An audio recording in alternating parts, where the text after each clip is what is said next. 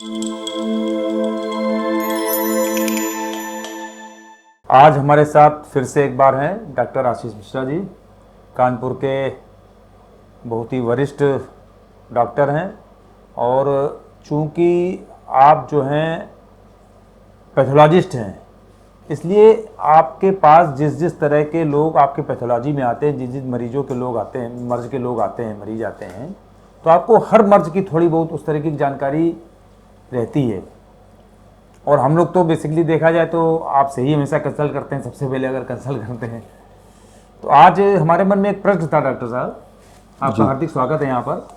और एक प्रश्न था आज हमारे मन में कि हमने जैसे सुना है कहीं से कि 40 के बाद व्यक्ति के जीवन में परिवर्तन आते हैं बहुत सारे। जी, मतलब ये हम मेडिकल की दृष्टि से पूछ रहे हैं। हाँ बिल्कुल। तो किस तरह के विशेष परिवर्तन आते हैं, या हम लोगों को जो परिवर्तन आते हैं उनको फेस करने के लिए क्या करना चाहिए, क्या परिवर्तन अपनी दिनचर्या में कर सकते हैं या जीवनचर्या में कर सकते हैं, इस तरह के प्रश्न हमारे मन में आ रहे हैं थोड़े। जी 40 साल के बाद आप मान लो बुढ़ापे की शुरुआत होती है। अच्छा। हाँ, मतलब वहाँ से शुरुआत होती है। अच्छा। तो मेटाबॉलिज्म लो होने लगता है, आदमी की टेंडेंसी हो जाती है वेट गेन करने की। अच्छा, वेट गेन करने की। हाँ, वेट गेन करने की, मेटाबॉलिज्म लो हो जाता है, एनर्जी लेवल डाउन हो जाता है। हार्मोन से, जैसे फीमेल हार्मोन से मेल हार्मोन है, टेस्टोस्टेरोन, थायराइड, ये सब कम होने लगते हैं। डायबिटीज़, ब्लड प्रेशर का खतरा बढ़ जाता है। अच्छा। तो एक वो समय है जब आदमी को थोड़ा सतर्क हो जाना चाहिए। अच्छा। और थोड़ा उसी हिसाब से अपनी दिनचर्या में परिवर्तन थोड़ा बहुत ले आए तो आगे भी स्वस्थ अपना रहे। अच्छा, तो जैसे ये जो आपने बताई हैं चीज़ें कि ये कम हो जाता है, ये ज़्यादा हो जाता है, ये तो हमारा विषय नहीं है, लेकिन इनसे प्रभाव क्या पड़ता है व्यक्ति के जीवन पर, मतलब स्वास्थ्य पर क्या प्रभाव पड़ता है? इनसे ये स्वास्थ्य प्रभाव पड़ता है कि आदमी को डायबिटीज़ हो गई। अच्छा। हाँ, या आदमी को डायबिटीज होने का एक एज। हाँ, एज के साथ बहुत कम ही लोग होंगे जिनको बचपन से डायबिटीज़ होती है, बाकी ज़्यादा तक आप देखोगे 40-45 साल की बाद ही डायबिटीज़ की शुरुआत होती है। ठीक बात है। और तो अब ना उसी बीमारी हाँ, कोई एकदम बीमारी लगने वाली हो, ऐसा क्या लगता है? कौन सी बीमारी? यही दो मेन बीमारी हैं, एक ब्लड प्रेशर, एक डायबिटीज। अच्छा अच्छा अच्छा, मतलब और इनकी वजह से जो बाकी बीमारियों का खतरा बढ़ जाता है, ये हार्ट अटैक का खतरा बढ़ गया, हाँ, या स्ट्रोक का खतरा बढ़ गया, हाँ, हाँ, तो वो इन्हीं के कॉम्प्लिकेशंस हैं, डायबिटीज़ और हाइपरटेंशन के। तो हम लोगों को क्या प्रिकॉशन मतलब करना चाहिए लोगों को कि 40 के बाद अगर हम लोग 40 के आसपास कोई पहुंच रहा है तो क्या उसको प्रिकॉशन लेने चाहिए? पहली चीज़ तो थोड़ा दिनचर्या अपनी नियमित कर लें। अच्छा। समय से सोना, समय से उठना, 8 घंटे की नींद पूरी ले लें। समय से मतलब डेली उसी समय उठना, डेली उसी समय। हाँ, इस तरीके से बनाना। और जैसे शुरुआत में आदमी बहुत काम करता है, बहुत बिजी रहता है, कैरियर में अपने आप को सेटल कर रहा होता है, तो सोता कम है। तो यह है एक समय से सोना, समय से उठना हो जाए। नींद 8 घंटे की नींद, 6 से 8 घंटे कहते हैं, तो 8 घंटे की जितने करीब नींद आए उतना अच्छा है। अच्छा अच्छा। बाकी थोड़ा बहुत इंडिविजुअल वेरिएशन है, किसी को कम आती है, किसी को ज़्यादा आती है, मगर कोशिश करें कि 8 घंटे तक सोएं। और खान पान में कोई विशेष परिवर्तन करने की जरूरत है? खान पान में जैसे कार्बोहाइड्रेट्स होते हैं, फैट होता है, प्रोटीन होते हैं, तो थोड़ा प्रोटीन की डाइट ज़्यादा ले, कार्बोहाइड्रेट्स कम कर दे। अच्छा। नॉर्मली जो बच्चे होते हैं वो 60% तक कार्बोहाइड्रेट लेना चाहिए बच्चों को। अच्छा। और 30% प्रोटीन और 10% फैट, जो टोटल कैलोरी आती है बच्चों की, तो वो इस हिसाब से जानी चाहिए कि 60% कार्बोहाइड्रेट, 30% प्रोटीन और 10% फैट। तो इसमें कार्बोहाइड्रेट आप थोड़े और कम कर दीजिए ताकि टोटल कैलोरी कम हो जाए। अच्छा। तो प्रोटीन तो आप उतना ही खाते रहें, 30%। कार्बोहाइड्रेट का मात्रा कम कर दें, फैट की मात्रा कम कर दें। अच्छा, तो परसेंटेज में कैसे अंतर आएगा? फिर क्या चीज़ बढ़ाएंगे? और आप बढ़ाएंगे नहीं, आप टोटल खाना कम कर देंगे। अरे खाना ही कम कर देंगे? हाँ, टोटल खाना, मात्रा कम कर देंगे। हाँ, मात्रा कम कर देंगे, तो मात्रा प्रोटीन की उतनी ही रखेंगे, कार्बोहाइड्रेट और फैट की मात्रा कम कर देंगे। हाँ, मतलब पहले से कम खाना पहले से कम खाना चालू कर दें।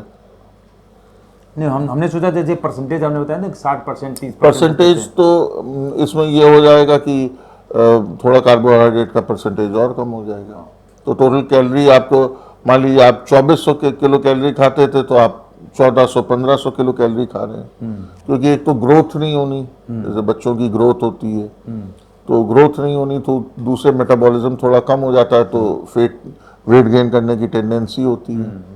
पहले 40 बाद आदमी की मोटे होने की वो संभावना बढ़ संभावना जाती है। अच्छा। पहले ये बहुत वो था कि फैट कम करो, कोलेस्ट्रॉल बढ़ जाएगा, घी कम करो। अब लेटेस्ट ये रिसर्च में पाया गया कि ज्यादा वेट बढ़ता है कार्बोहाइड्रेट से, कार्बोहाइड्रेट के कारण। तो कार्बोहाइड्रेट कम करो बेसिकली। आप जितनी रोटी, दाल आप एक ही कटोरी खाओ, रोटी आप 4 खाते थे तो कोशिश करो वो 3 हो जाए। ठीक है। तो थोड़ा कार्बोहाइड्रेट्स आपको कम करने पड़ेंगे। खाने में कुछ विशेष चीजें और लेने की जरूरत है कि एक्स्ट्रा क्या लेना चालू कर दे आदमी फल ले, हाँ। जैसे ये 3 चीज़ों की बात हो गई हमारी, कि फैट हो गए, प्रोटीन हो गए, कार्बोहाइड्रेट हो गए। अब बचे विटामिन। तो विटामिन हम लोग फलों के माध्यम से ले सकते हैं। फल लेते रहे हम लोग नियमित, दिन में एक बार चाहे खाना छोड़ के फल ही खाना चालू कर दें। ब्रेकफास्ट, लंच, डिनर में डिनर हमने करना छोड़ दिया, डिनर की जगह हमने फल खा लिए, 3 फल हमने फ्रूट सैलेड बना के खा लिया। एक और चीज़ बहुत जो हिंदुस्तान की अच्छी है, एक चीज़ आपने सुना होगा, एंटीऑक्सीडेंट। हाँ हाँ हाँ। कि कहते हैं एंटीऑक्सीडेंट्स जो होते हैं, ये जो खाना टूटता है हमारे शरीर में, ये फ्री रेडिकल्स बनाता है और यही एजिंग के लिए जिम्मेदार होते हैं। तो ये फ्री रेडिकल्स को खत्म करने के लिए जो एंटीऑक्सीडेंट्स होते हैं, तो हमारे यहाँ जो चीज़ एक बनती थी चटनी, आप ध्यान दो सारी चटनी की जितने इंग्रेडिएंट्स हैं सब एंटीऑक्सीडेंट है। जैसे हरी मिर्च आप देख लो, धनिया देख लो, पुदीना देख लो, लहसुन देख लो, अदरक देख लो, नींबू देख लो, अमिया देख लो, तो ये सारी चीजें एंटीऑक्सीडेंट मतलब हैं। नियमित इनको भोजन में रखना चाहिए। हाँ, इनको नियमित भोजन में रखना चाहिए। जैसे बाजार से आजकल लोग खरीद के 10 रुपए की गोली एंटीऑक्सीडेंट की खा रहे हैं। हाँ। अगर ये हमारे खाने में ही शामिल हो जाए, हाँ, चटनी मतलब रेगुलर उसमें रख ले, रेगुलर, जो रेगुलर अपना चटनी और बना। वो कुक नहीं होती चटनी, कुक नहीं किया। हाँ, वो बस पीस के बनती है, तो उसमें विटामिन और एंटीऑक्सीडेंट्स जो रहते हैं वो जिंदा रहते हैं। कुक करने से कई बार वो उनके मॉलिक्यूल टूट जाते हैं कुक होने से। तो विटामिन सी भरपूर मिलेगा हमें चटनी से। विटामिन सी सारे विटामिन में सबसे अनस्टेबल विटामिन है। तो जैसे ही आप कोई कुक चीज खाते हैं उसमें विटामिन सी खत्म हो जाता है। और क्या प्रिकॉशन कर सकते हैं, क्या खाने पीने की और चीजें बढ़ानी हो या कम करनी हो? नहीं, यही इन्हीं चीजों, तो ये होगा कार्बोहाइड्रेट कम करना है। हाँ, कार्बोहाइड्रेट और फैट कम करना है। हाँ, फैट थोड़ा कम करना है। फलों की मात्रा बढ़ा देनी है। फलों की मात्रा बढ़ा देनी है। नियमित चेकअप कराते रहें, कम से कम ब्लड प्रेशर, शुगर और लिपिड प्रोफाइल, ये तो नियमित रूप से कराते रहें। हर कितने अंतराल पे? 3-3 महीने पे कराते रहें। अगर कभी खतरे की संभावना लगे, मतलब चेक जांच में आवे तो फिर डॉक्टर, हाँ, तो फिर डॉक्टर को दिखाएं। कब, जैसे हर चीज़ का एक पैमाना होता है ना अपने यहाँ, बीपी कितने से कितने तक हो या शुगर कितने से कितने निकले तक उसको डॉक्टर को दिखाना चाहिए और उसके बाद उसकी दवा लेनी चाहिए? देखिए, बीपी में तो 100 से 140 ऊपर वाला, हाँ, और 60 से 90 नीचे वाला। सिस्टोलिक जो होता है वो 100 से 140 हो और डायस्टोलिक 60 से 90 हो। मतलब इसमें नीचे वाला कम हो या ज़्यादा हो, दोनों, मतलब दोनों? हाँ, इससे कम भी हो तो भी आप दिखाना हाँ, जरूरी है, और ज़्यादा हो तो बिल्कुल ही दिखाना जरूरी ज़्यादा वाले में जो ऊपर वाला है उसमें अगर ज़्यादा हो तो ही दिखाना जरूरी है। हाँ। या कम भी हो उसमें, मान लो 100 से कम है तो भी दिखाना जरूरी है? तो भी ये दिखा लीजिए, तो भी दिखाना, मतलब कोई भी जो ये बीच के अंडर हाँ, बस इतना ही नॉर्मल है। इससे कम भी एबनॉर्मल है, इससे ज़्यादा भी एबनॉर्मल है। अच्छा, और शुगर में क्या है? शुगर में 140 के ऊपर अगर शुगर आ रही है तो आप डॉक्टर को दिखा लें। अब वो दवा देनी है 140 के ऊपर कि आपकी वॉकिंग से, डाइट से कंट्रोल करना है, ये डॉक्टर को डिसाइड करने दें। ठीक बात। एक बार 140, हाँ, 140 के ऊपर अगर आ गई है तो दिखा जरूर लें डॉक्टर। ठीक है। और कोई विशेष चीज़ आपको याद आती है कि मतलब आपको लगता हो कि अगर 40 के बाद इन 2-3 चीज़ों का प्रकाशन और ले लिया जाए तो आदमी इतना स्वस्थ? भाई इतना ही करे, टेंशन कम ले, थोड़ा गोल्स अपने रियलिस्टिक कर ले। हाँ, बहुत ज़्यादा टेंशन कम लेने का मतलब तरीका है, मतलब गोल जो है अपने रियलिस्टिक कर ले।